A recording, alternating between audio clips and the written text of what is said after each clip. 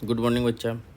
पिछले क्लास में हम लोगों ने पढ़ा है वन एवं वन प्राणी संसाधन, जिसमें हम लोगों ने देखा था वन या पेड़ पौधों का विकास प्राकृतिक चयन की पद्धति से होता है, ठीक है। और वन किसे कहते हैं, ठीक है। फिर हमने कुछ जानकारी दी थी आपको क्षेत्रफल के दृष्टिकोण से और परसेंटेज के दृष्टिकोण से किस राज्य में सर्वाधिक वन का फैलाव है। फिर हम लोगों ने प्राकृतिक चयन का परिभाषा को समझा था, वन सर्वेक्षण रिपोर्ट 2021 को समझा था हम लोग, ठीक है। देन हम लोग ने समझा था संसाधन का वितरण, ठीक है, जलवायु, उच्चावच, मृदा, स्थलाकृति की ढाल, आर्द्रता, ठीक है। ये भी देखा था कि कैंसर के उपचार के लिए यवक नामक पौधा का उपयोग होता है। विश्व में लगभग 10 लाख प्रकार की वनस्पतियाँ पाई जाती है। फिर सारे ऋतु समझा था, पतझड़ और सदाबहार, ठीक है। देखो कहाँ कहाँ ये वन पाए जाते हैं, सदाबहार, पतझड़, शुष्क, पर्वतीय और डेल्टा, ये भी देखा था हम लोगों ने। फिर हम लोगों ने वनों की उपयोगिता पढ़ रहा था, ठीक है। यहाँ पे अपने सिस्टम में कुछ कल प्रॉब्लम आ गया था, जिस वजह से मैंने क्लास को यहाँ पे रोक दिया था। चलिए आज आगे कक्षा में हम लोग चीज़ों को देखते हैं। देखिए कल तो उपयोग हम लोग पढ़ लिए थे कि कागज़ उपयोग में लुगदी, दिया सिलाई, रबर उद्योग के लिए कच्चे माल, रेल डब्बों, बस, नाव, जहाज इत्यादि में होता है। किसका उपयोग? वन और लकड़ियों का उपयोग होता है। साथ ही साथ जनजातीय वर्ग के लोगों को आश्रय स्थल, मतलब रहने के लिए जगह, जो आदिवासी लोग होते हैं जो जंगल में रहते हैं उसके लिए तो बच्चा आश्रय क्या है? जंगल ही आश्रय है, वन ही आश्रय है। भूस्खलन एवं मृदा अपरदन रोकने में भी यह उपयोगी होता है। भूस्खलन कैसे रोकता है? सपोज बच्चा ये कोई मैदान है, तुम देखना कि मैदान में अगर पेड़ पौधे नहीं होते तो वहाँ का मिट्टी जो होता है ऊपरी परत उड़ जाता है तेज़ हवा गति से, और उड़ उड़ के वो नदियों में मिल के मृदा खत्म हो जाती है। लेकिन अगर कहीं पे पेड़ लगा होता है या हरी भरी घास लगी होती है, जंगल लगा होता है, वहाँ का मिट्टी हमेशा हरा भरा होता है, उड़ता नहीं कभी, तो वो भूस्खलन को रोकता है। मृदा अपरदन को भी रोकता है, मृदा कटाव से रोकता है। नहीं तो तेज नदी का बहाव जो है मृदा कटाव करके लेके नदी में चल जाती है। साथ ही वन जलवायु की शुष्कता को रोकने का कार्य करता है। महत्वपूर्ण जड़ी बूटियाँ एवं औषधि पौधे भी वन से प्राप्त होते हैं। औषधि भी कहाँ से होते हैं? वन से प्राप्त होते हैं। जलावन का लकड़ी, औषधि और कई उद्योग में कच्चा माल मिल जाता है, ठीक है। अब देखो, लेकिन पिछले 2 शताब्दी, मतलब 2 शताब्दियों में, एक शताब्दी कितने होता है? 100 वर्ष का होता है, 2 शताब्दी 200 वर्ष, ठीक बच्चा। जनसंख्या में इतना वृद्धि हुआ है, बड़े पैमाने पर वन काटा गया। जनसंख्या वृद्धि कारण से बड़े पैमाने पर वन काटा गया, अतः वन क्षेत्र घटते जा रहे हैं। देखो पॉपुलेशन तो बढ़ रहा है बच्चा, ठीक है, लेकिन वन तो कांस्टेंट है बच्चा। तो वन की कटाई जो हो रही है तो वन में डिप्लीसेशन पाया जा रहा है, यानी वन घटते जा रहा है, ठीक है। जनसंख्या बढ़ते जा रहा है लेकिन वन घटते जा रहा है, ठीक है। इसलिए वनों का संरक्षण किया जाना बहुत ही जरूरी है बच्चा।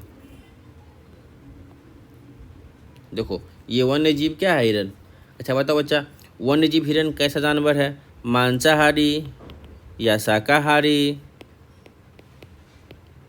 या सर्वाहारी?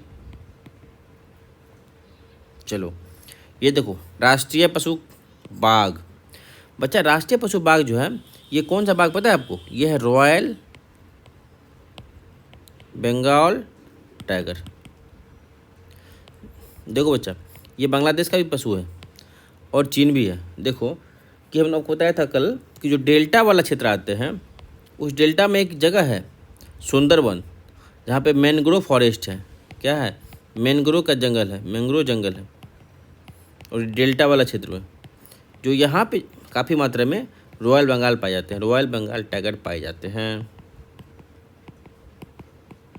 चलो ये राष्ट्रीय पक्षी मोर।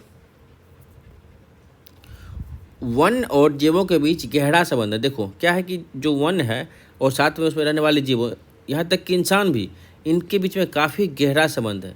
यहाँ कई जीव जंतु अपना जीवन व्यतीत करते हैं। इंसान तो नहीं, और इंसान भी कह सकते हो, बल्कि जो जनजातीय लोग होते हैं वो वन में ही रहते हैं, जिनमें मांसाहारी जीव जैसे शेर, बाघ आदि, शाकाहारी जीव जैसे हिरन, हाथी आदि, उभयचर जीव जैसे मेढक, कछुए आदि, सरीसृप जीव जैसे सांप, छिपकली, जोंक, केचुआ इत्यादि पाए जाते हैं। देखो यहाँ से इस क्वेश्चन को हाईलाइट कर लो। मांसाहारी में कौन कौन आ गए? देखो बच्चा, और फिर मांसाहारी में शेर, बाघ आदि। शाकाहारी में कौन कौन आ गए आपको? देखो हिरन, हाथी आदि। फिर आपका उभयचर आता है, उभयचर में मेढक, कछुआ आदि। और सरीसृप जो रेंगता है, सरीसृप जी जैसे सांप, छिपकली, जोंक, केचुआ इत्यादि। ठीक है, तो हम लोग यहाँ एक चीज़ समझ गए कि जंगल में हुए 3 तरह के जानवर, पहला मांसाहारी, दूसरा शाकाहारी, तीसरा उभयचर और चौथा सरीसृप। ये 4 हुए, 1 2 3 4। चलिए, इन जीवों के अलावा कई प्रकार के पक्षी भी यहाँ मिलते रहते हैं। इन्हीं जीवों में से बाघ को भारत का राष्ट्रीय पशु तथा मोर को राष्ट्रीय पक्षी एवं हाथी को विरासत पशु, देखिए हाथी को क्या, हाथी को विरासत पशु घोषित किया गया है। ठीक है, याद रखेंगे आप। और राष्ट्रीय पशु, बाघ को राष्ट्रीय पशु और मोर को राष्ट्रीय पक्षी घोषित किया है।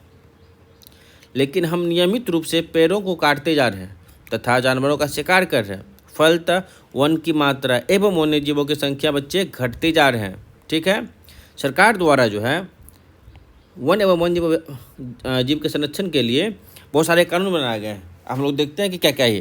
राष्ट्रीय तथा अंतर्राष्ट्रीय स्तर पर कई प्रकार के कार्यक्रम किए जाते हैं। इसमें क्या होता है कि संरक्षण के लिए हम लोग विभिन्न नियमों का उल्लेख करते हैं, तो उसे पालन करने के लिए कड़ी मापदंडों का निर्माण करते हैं। ठीक है बच्चा, ताकि जो आम इंसान है वो जंगल के जीवों तथा जंगलों कटाई पे रोक लगा सके, उसे काटने से डरे।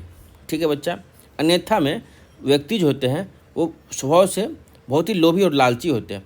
अपने निजी स्वार्थ के लिए जंगलों के बहुत सारे जानवरों को हत्या कर देते हैं। जैसे आपने हाल में देखा होगा, असम के गेंडा जो है, एक सिंग वाले गेंडा जो पाए जाते हैं काजीरंगा में, तो उसकी काफ़ी मात्रा में हत्या हो रही थी। तो जो अपना देश के उच्च साइंटिस्ट लोग, डॉक्टर्स लोग मिलके उसके सिंग में कुछ जहर ऐसा कुछ इंजेक्शन से डाल दिए ताकि उसका सिंग कोई उपयोग ही नहीं रह जाएगा। तो इंसान लोभ के लिए जानवरों की हत्या कर देते हैं, एक सिंग के लिए पूरे गेंडा की हत्या कर देते हैं। सर्वप्रथम 1970 में botanical survey of India Calcutta तथा वन अनुसंधान संस्थान देहरादून द्वारा संकट में घिरे पादप प्रजातियों की सूची तैयार की गई, जिसे रेड डेटा बुक नाम दिया गया। देखो रेड डेटा बुक क्या हुआ, इसको आप हाईलाइट कर लो। तो संकट में घिरे पादप प्रजातियों की एक सूची तैयार की गई, इसे रेड डेटा बुक कहते हैं। ये देखो अलग चीज़ है। वन अनुसंधान संस्थान कहाँ है, देहरादून में है। और बोटनिकल सर्वे ऑफ इंडिया कहाँ है, कलकत्ता में। कब खोला, 70 में। तो 4 बात याद रखेंगे। 1970 में क्या खोला, botanical survey of India Calcutta में, और वन अनुसंधान संस्थान देहरादून। और फिर इसके लिए एक बुक बनाया गया, इसका नाम है रेड डेटा बुक। जो जीव अभी विलुप्त होते जा रहे हैं प्रजाति, पादप प्रजाति, जीव जंतु, उसे रेड डेटा बुक में शामिल किया गया ताकि आगे उसका संरक्षण के लिए ध्यान दिया जा सके। ठीक है, अंतर्राष्ट्रीय स्तर पर विश्व पर्यावरण संरक्षण संघ इस दिशा में अनेक कार्यक्रम चला रहे हैं। विश्व भर में भी चलते रहते हैं कार्यक्रम। वन प्राणियों के संरक्षण के लिए राष्ट्रीय उद्यान, अभ्यारण्य एवं जैव मंडल विकसित किए गए। देखो राष्ट्रीय उद्यान क्या हुआ, नेशनल पार्क। नेशनल पार्क ये देश में अभी टोटल 106 नेशनल पार्क बच्चा। और फिर अभ्यारण्य, जहाँ अभ्या का मतलब होता है बिना डर का, और आरण्य मतलब भटकना, जहाँ अभ्यारण्य करे, खुले विचरण करे जीव जंतु, जंगलों में से अभ्यारण्य कहते हैं। जैव मंडल एक बायोडाइवर्सिटी क्षेत्र होता है जो काफ़ी संवेदनशील होता है। कुछ प्रजातियों के लिए विकास के लिए उन क्षेत्रों को संरक्षित कर दिया जाता है बच्चा। इस समय देश में 106 राष्ट्रीय उद्यान है। आप इसको ठीक कर लेना, बुक में गलत डेटा दिया, अपडेट हो गया अभी। और चूंकि बुक जिस समय छपा होगा उस समय ये डेटा रहा होगा, अब ये चेंज हो गया। और 573 अभ्यारण्य हैं और 16 की जगह 18 जैव मंडल बन चुके हैं। आप इसे नोट कर लेना अपने कॉपी में, 106 राष्ट्रीय उद्यान, 573 अभ्यारण्य और 18 जैव मंडल सुरक्षित क्षेत्र। ठीक है, बिहार में देखो कौन कौन झील आता है बच्चा, ये भी आप नोट कर लेना। बिहार में कांवर झील बेगूसराय में है, गया में गौतम अभ्यारण्य, और पश्चिम चंपारण में वाल्मीकि वननगर वन प्राणी अभ्यारण्य। अच्छा, पश्चिम चंपारण में एक और है अपने पास, वाल्मीकि टाइगर रिजर्व भी बच्चा।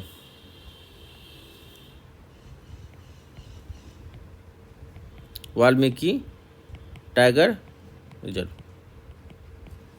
ठीक है, टाइगर के लिए भी है। और वाल्मीकि आपको एकमात्र पार्क है जो बिहार में पड़ता है, नेशनल पार्क कैटेगरी में जो आता है। ठीक है बच्चा, चलिए। अच्छा, इन्हीं के साथ आपका चैप्टर लगभग पूरा कंप्लीट हो गया। मैंने आपको लाइन बाय लाइन, इनफैक्ट मैं आपको लाइन बाय लाइन पढ़ाया है, और एक्स्ट्रा नॉलेज के साथ जो जुड़ता नॉलेज उसको बता दिया गया है। जो कुछ टफ लगा मैं उसे अलग से लिख के आपको बता दिया। वन सर्वेक्षण रिपोर्ट को भी बताया मैंने, जो 2021 में हुआ है, उसमें कुछ डेटा चेंज हुआ वो भी बता दिया आपको। ठीक है, तो उस हिसाब से क्षेत्रफल में 1 नंबर पर कौन आता है, मध्य प्रदेश, और परसेंटेज बच्चा कमेंट करो हमको। चलो आइए इस चैप्टर का क्वेश्चन आंसर हम लोग देख लेते हैं जल्दी में। भारत में सबसे अधिक वन क्षेत्रफल किस राज्य में है? आपको पढ़ाया था, मध्य प्रदेश में पाया जाता है। ठीक है। विश्व में लगभग कितने प्रकार की वनस्पतियाँ मिलती है? जस्ट बुक में पढ़ा था 10 लाख प्रकार की वनस्पतियाँ मिलती है। बिहार, उत्तर प्रदेश एवं झारखंड किस प्रकार के वन में पाए जाते हैं? मैंने आपको पढ़ाया था, उष्णकटिबंधीय पतझड़ क्षेत्र पाए जाते हैं। ये सब जितना बिहार, अपना यूपी, झारखंड वगैरह पतझड़ में आते हैं। और कैसा पतझड़? उष्णकटिबंधीय पतझड़। उभयचर क्या हुआ? जो जल और स्थल दोनों में रहता है, दोनों में रह सकता है। जैसे केंचुआ, कछुआ। देखो केंचुआ तो सरीसृप आता है, ये तो सरीसृप में, और बाघ मांसाहारी है, कौवा भी मांसाहारी है, लेकिन केंचुआ उभयचर है। केंचुआ, मेढक, ये सब उभयचर है। और आपका मगरमच्छ और आपका घड़ियाल, ये सब क्या है? ये सब उभयचर।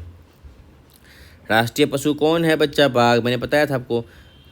रॉयल बंगाल टाइगर कब बना था? 1972 ईस्वी में। राष्ट्रीय पक्षी मोर। और विरासत पशु क्या है बच्चा? विरासत पशु हाथी। डेटा बुक क्या है? जस्ट पढ़ाया था आप लोग को। जो विलुप्त होते जा रहे हैं प्रजातियों, उसके लिए एक सूची, एक बुक तैयार किया गया। ठीक है, ताकि उसका संरक्षण हो सके। देश में राष्ट्रीय उद्यान नेशनल पार्क कितना है? जस्ट बताया था आपको 106। और जैव मंडल सुरक्षित क्षेत्र 18। पहले कितना था? 16। ये पहले 85 था, 106 हो गया, वो 16 से 18 हो गया। चलो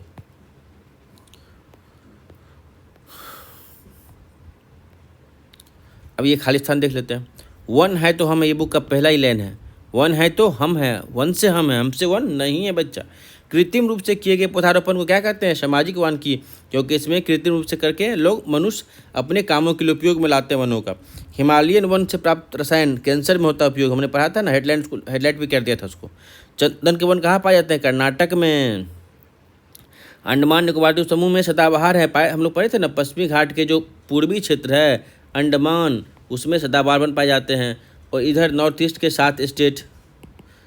7 स्टेट में पाए जाते हैं सदाबहार वन।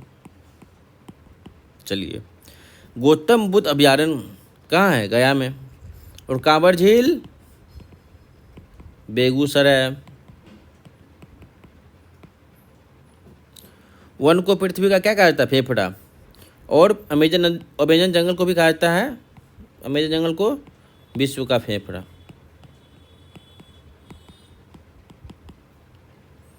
चलिए, अच्छा कुछ क्वेश्चन आंसर है, देखो यहाँ पे। सामाजिक वानिकी किसे कहते हैं? जस्ट पढ़ाए थे, जब समाज की पर्यावरण संबंधी जरूरतों को पूरा करने के लिए वनों का विकास किया जाता है। मैंने यहाँ लिख दिया है, आप नोट कर लेना इसको। उष्णकटिबंधीय सदाबहार वन के 3 प्रमुख वृक्षों का नाम लिखिए। मैंने आपको 5 लिख दिया, नारियल, सिरकोना, महोगनी, शीशम, रोजवुड।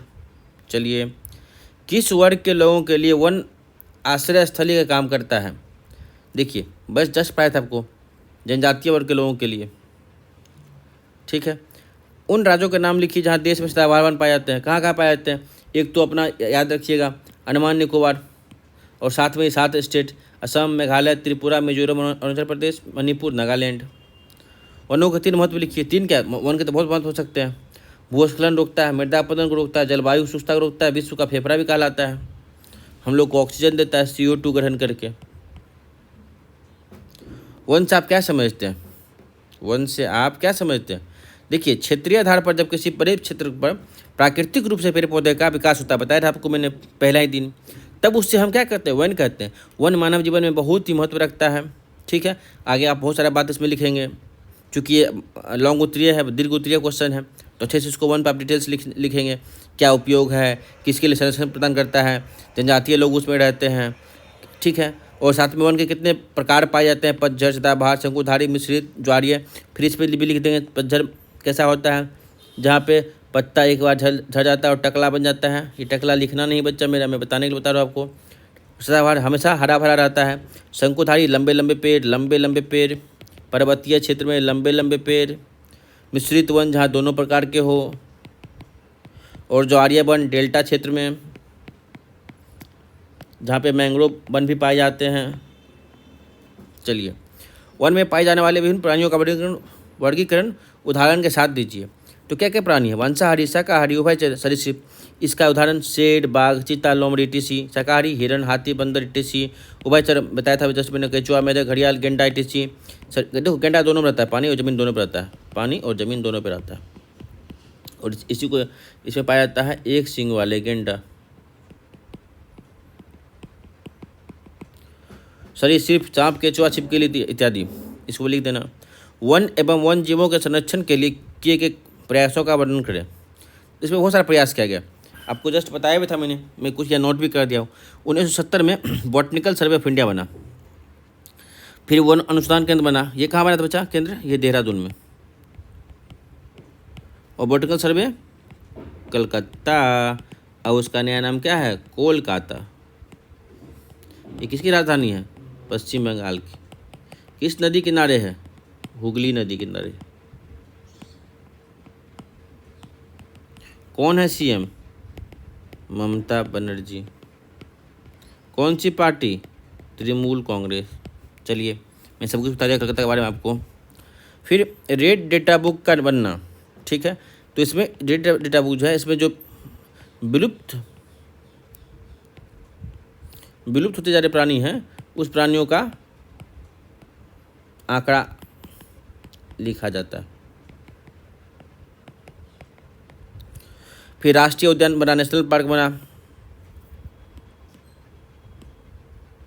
फिर नेशनल पार्क बना, फिर अभयारण्य बना, फिर जैव मंडल बना। अभी कितने? 18 हैं। अभी कितना? 106 है। ये शायद 85 है, देख लेना एक बार इसको। चलो, तो इन्हीं के साथ ये चैप्टर आपका ख़त्म होता है। मैंने इस चैप्टर का एक एक question objective, subjective, long, short सब प्रिपेयर करवा दिया, ठीक है। आज की क्लास के लिए थैंक यू। आप अपने चैनल को सब्सक्राइब कर लेंगे, बेल आइकन को दबा लेंगे ताकि आपको नोटिफिकेशन मिलता रहे। आप अपने दोस्तों से इसको सब्सक्राइब भी करवाइए और शेयर भी करवाइए, ताकि हम लोग को पढ़ाने का मोटिवेशन भी मिले, आगे आपकी कक्षा डेली आते रहे। Thank you.